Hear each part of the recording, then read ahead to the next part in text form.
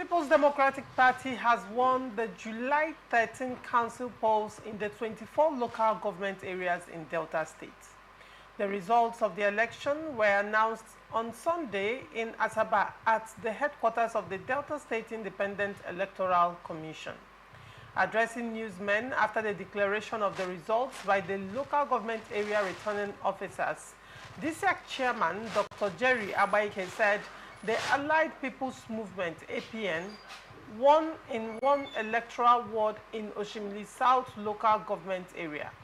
But Senator Ede Dafinone, representing Delta Central Senatorial District, declared the elections as a mere coronation of all PDP-nominated candidates. He faulted the state electoral umpire, saying they most probably acted on the instructions of the state governor, who just allotted figures to candidates who took part in the shambolic process. He described the elections as a complete sham and a mockery of democratic ideals and standards. Ndamzi, what is your take on this? Delta State Council polls, PDP sweeps 24 wards, and APN could only get one local government area. What do you have to say to that? Yes, I remember the last time we were here, one of the stories we treated was the Delta governor assuring the people and Nigerians. You were on that show? Yes, Nigerians about a free, fair, and credible local government election in Delta State. And we, you know, governors, this is exactly one of the reasons why Supreme Court described them as being dangerous to the development of democracy in Nigeria. Governors have so much grip on the local government. Reason being Section 7 of the 1999 Constitution, and also the section that allows them to form state independent electoral commission. It's very unacceptable at this time in our country. We applaud the National Assembly and the presidency to quicken the process of returning electionary processes in our various local government to INEC. Because you do not expect a governor who conducts local government election to allow the opposition party have their way. That will mean cutting the will of the people. That's exactly what have taken place in Delta. You cannot tell me the whole of Delta State that APM could only win one ward, one councillor. That's not true. That the PDP won free, fair, credibly in all the local governments and the wards. I mean, that couldn't be true. So the government should hasten up the processes and allow Independent National Electoral Commission. We know that INEC itself have its own lapses, but the people will rather trust the processes from INEC rather than the State Independent Electoral Commission. Because of, in your opinion? Yeah, in my opinion, the state governors have so much grip on this and control over the they can even go ahead in starving them funds just to make sure they do their bidding. So the governors in Nigeria, they have dangerous agendas. Dangerous agendas in the sense that whatever they do, if it doesn't favor them or their party, they tend not to do it properly. All right. Associate Prof, let's look at these elections, council elections, and the role of state INEC in council elections. Adamawa State also had elections, their council elections yesterday as well. And PDP swept the entire seats. Not one party, not one opposition party won. It was PDP all the way. In Oyo State, OISEC came under fire as well, because after the elections, you know, Makinde came out to congratulate the council chairman because they won all the 23 local governments. So it's a case of the winner takes it all in Nigerian politics.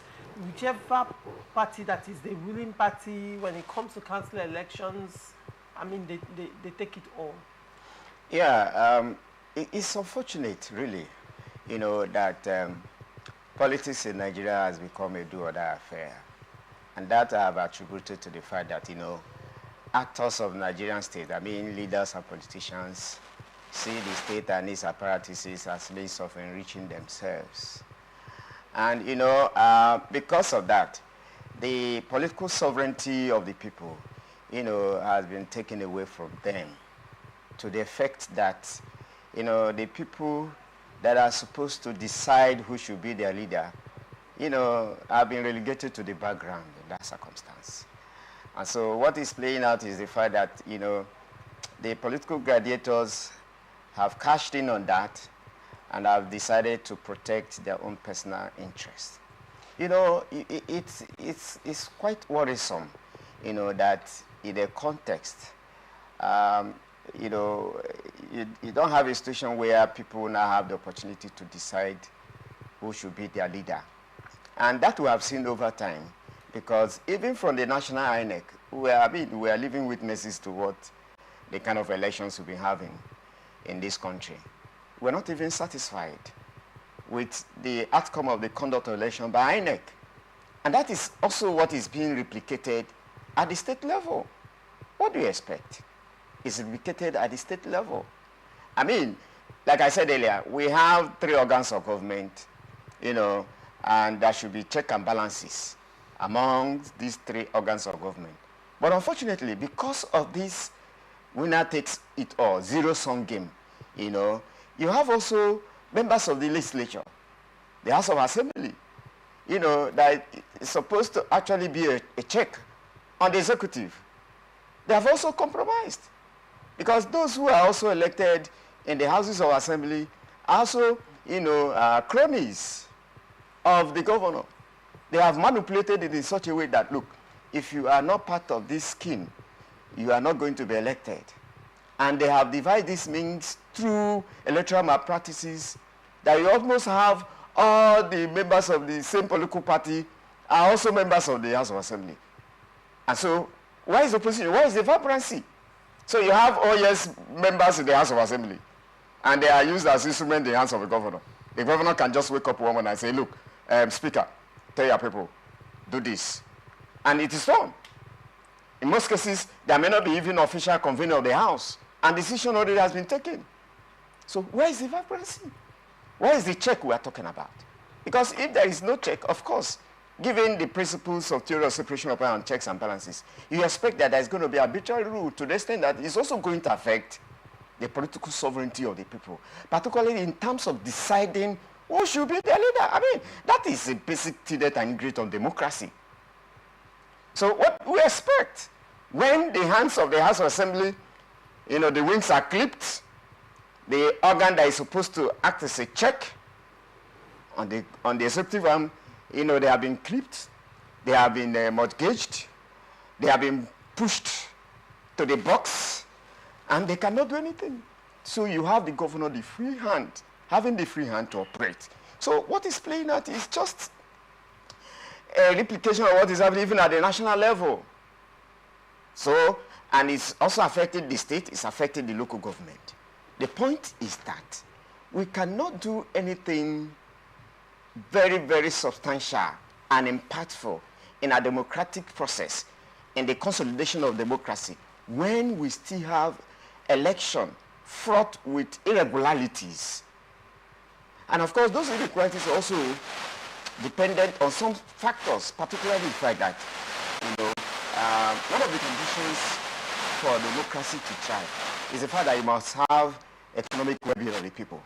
And you find that here, we have mass of the people are wallowing in what I consider to be abysmal poverty. So democracy may not thrive in a situation, in a society where a good number of the people are poor. I talked about prebendalism. One of the things that makes them susceptible to that is that, I mean, people are still talking about how to feed 3 square meals a day. And from what have been taken from the state coffers, given to few individuals. They use it as instruments. By the time they go and give somebody, I mean, you can imagine a poor civil servant giving up to, will I go as far as 10 million? 10 million is even much. Maybe 5 million. And then he mortgages his conscience. The last dispensation in 2019, I saw a situation where people were giving ordinary 1,000, 2,000 on the queue to mortgage their conscience. And they did. It affected the electoral results. So we must begin to see and ask ourselves fundamental questions. What do we want as a people? What do we? Because you also find the docility of the people. The followers are also docile. I mean, look at the totality of a number of our leaders. I don't think there are more than 3 billion. But the entire population, we are told, we are about 200 million. I don't know if we have increased by now. 200 million. So in a context, in a battle between just 3 billion and 200 million, ordinarily we should win. But because we are disorganized, disjointed, we are obsessed with personal interests, poverty is hitting us from, and that is why, you know, most of our leaders pay deaf ear in terms of reviving the economy. They know what to do, and they know the implication of that in the political system of this country. Because by the time somebody has what it takes to live, I mean, minimal comfort, you know, you have what it takes, you can afford to have your 3 square meters, you can buy bag of rice for yourself, you can protect and provide for your family, immediate family members. It will be very difficult for somebody to begin to, you know, mortgage your conscience with bags of rice, wrappers. In senior clients, they have outgrown this stage where people will begin to mortgage with food, wrapper, and all those things. So we need to move above the stage we are. And it's my appeal, really, that our leaders should see to the fact that the glory of a leader is the fact that you have procured and protected the welfare of your people. I don't know whether people in this part of the group don't seem to take that as one of the pride, as one of the, you know, values they need to cherish. Look at other snake lamps. Leaders like in countries like America, when they leave office, they just become ordinary citizens. They don't have a fleet of cars, estates here and there all over the world. But what they are interested really is the fact that they have left footprints on Sands of Time. Footprints on Sands of Time. And that's really what matters for a leader, right, you know, who is also a Democrat. All right. Well, very quickly, before we move over to the next story, I wanted to ask you quickly, when you talk about people being poor and during elections in Nigeria, with as little as 1,000 naira, people mortgage their conscience. Now, the question would be, it's a two-sided question. The first is the role of politicians in impoverishing the masses. Isn't it in their favor that the masses remain poor or even get poorer, because at least they can weaponize poverty to always remain in control? And then the second part is political illiteracy on the part of the masses. I mean, how many Nigerians, out of, you quoted 200 million Nigerians, how many Nigerians actually understand the implication of not voting? How many of them understand the implication of voting the wrong person or even selling their votes? How many of them are politically aware? And for some of them that are already politically aware, there is, with the outcome of the 2023 elections, you would agree with me that the greater populace, I mean, the greater percentage of Nigerians who are politically aware have suffered political, right now they are suffering political apathy. They just don't care because, you know, some have lost hope in the system. Yeah, let me start by quoting what Marx said. Karl Marx said that the economy is the substructure upon which the superstructure lies. What I mean is that, you know, the superstructure is made up of politics, social order, religion, and even culture of the people. So the superstructure lies on the economy, which is the substructure. So if anything happens to the economy, it will invariably affect the superstructure. That I mean, it will affect the politics, it will affect culture, it will affect the religion, it will affect the social order of the polity. And that's exactly what's playing out here. I've said earlier that it's quite obvious that our political leaders do not want to improve the economy of our polity. They have taken that kind of stance to ensure that the people remain perpetually in penury. Because, like I said, if they lift us out of this economic quagmire, believe you me, they may not have all these their ways in what they are doing now. Because, I mean, if somebody is feeding well, you can't come and begin to entice him or her with salt, with gari or beans or rice. The person will not listen to you because already he can provide all that for himself. Not to spite of the fact that one of the critical concerns of human being is survival. And when the sources of livelihood of a man are threatened, that man can do anything humanly possible to survive. And that's exactly what is playing out. I mean, come to think of it, I've asked this question severally. These our leaders have homes. And I want to believe they've been managing their homes in terms of income and expenditure, how to manage their home to make sure that members of the family don't go hungry. And my question is, why don't also they replicate that at the macro level, at the national level? It's very simple economic principles that apply. If you can manage your home, why not replicate that at the national level? So you see, this shadow chasing, empire this, empire that, feeding school children and all that, they are just calculated means by the actors of the state to siphon public funds. We are aware of all these stories. Rather than chase shadows, I've said it and I want to continue to say it. I will say it here now. Why can't we go back to the land, at least for a starting, at a starting point? Why can't we go back to the land?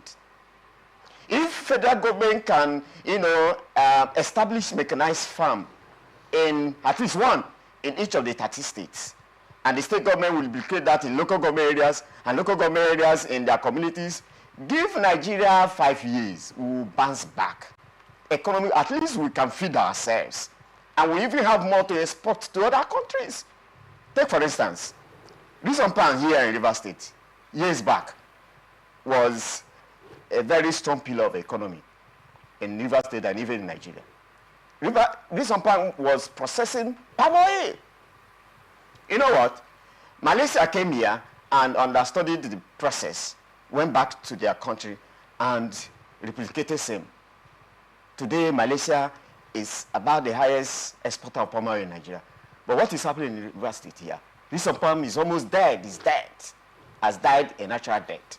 And the lands taken from them, I was teaching a class on peasantry and the society, my PhD students, and I told them part of what government is doing is to technically and, wickedly, if there's anything like that, take away the land from the peasants. Go to the Reason Pan area, Elele, Obima, all those houses. Waste of land. Those lands have been taken away from the people. And these are people who depend on the land for livelihood. Nothing is coming out. It's a double tragedy for the people. So you find a situation where leaders have decided to actually ensure that people in this country, Nigerians, are perpetually wallowing in abysmal poverty so that they can always manipulate their ways. Yes, you rightly pointed out. One of the conditions for democracy to survive is a high level of literacy in the country. But of course, you know that even though we have schools all over the place now, you find that a lot of people really are not actually, conscientized in terms of political awareness, the implication of what they are doing. Most of them don't realize that. They don't. Because if you give somebody 1,000 or 2,000 a bag of rice, what that means that you have mortgaged your welfare. The implication is that, okay, for the next 4 years, don't ask us any question. You have taken your own share of the national cake. So they don't understand the implication. especially in the rural areas. And we have, for crying out loud, we have a local government that is supposed to be an instrument of grassroots mobilization, where they would have acted to the extent that they will mobilize and conscientize the rural populace. The political parties, they have shied away from that. Because it's one of the functions of political party to ensure political consciousness and awareness. Not the rural people. But that is not the case because they have ulterior motive. Okay.